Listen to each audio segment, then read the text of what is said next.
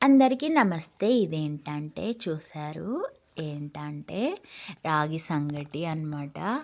అంటే ఇంతకు ముందు రోజు చేశాననమాట. బాగొచ్చింది. ఆ రోజు చేపల పులుసు. నాకు వీడియో తీద్దాము, పెడదాము అని అసలేమీ గుర్తు రాలేదనమాట. టెన్షన్‌గా చేసేసాను. తినేసామనమాట. ఆహ్, వీడియో తీద్దాము అనేది గుర్తులేదు. మళ్ళీ ఆ తర్వాత రోజు పప్పుచారుంది.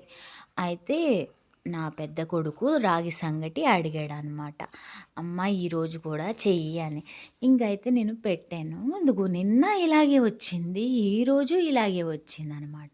ఎంత బాగొచ్చిందో. నాకు చేశాను ఇంతకు ముందు గూడా. ఇది ఇప్పుడే ఇలా రావటం. 2 రోజులు గూడా ఇలాగే సేమ్ ఇలాగే వచ్చిందనమాట. అంటే కొంచెం తడి చేసుకున్న ముద్ద బాగా వచ్చిద్ది అంటుకోకుండా నేను పొడి చేత్తోనే ఇలా ముద్ద చేస్తున్నాననమాట. అయినా ఎంత బాగొచ్చిందో.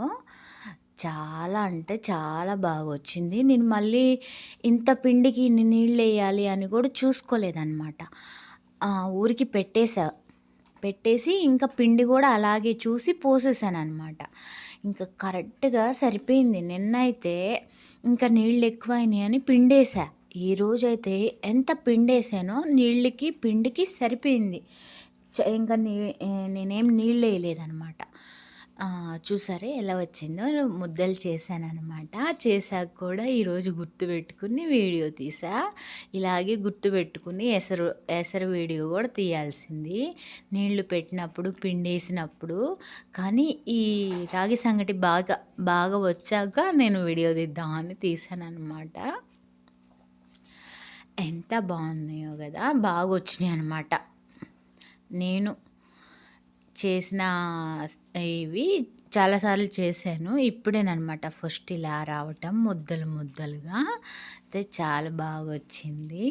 నిన్నొక వీడియో పెట్టాను. పొరుగింటి పుల్లకూర రుచి అని. ఈరోజు కూడా చాలా కూరలొచ్చినాయనమాట రాగి సంగటి చేసిన రోజు గూడా. అంటే మా పక్కనామె నేను చేస్తే మా పక్కనామెకిస్తా, మా పక్కనామె చేస్తే ఆమె ఇచ్చిద్దనమాట. ఇలా ఏదైనా స్పెషల్ కూర అప్పుడు ఇస్తా ఉంటాము. అయితే ఈరోజు కూడా చేపల పులుసు ఉంది. నేను ఇంకా చింతపండు పచ్చడి చేశాను. ఇంకా పప్పుచారు. ఇదైతే నా పెద్ద కొడుకు తింటున్నాడు. ఆ వీడియో పెట్టేశాననమాట. చాలా రకాల కూరలది.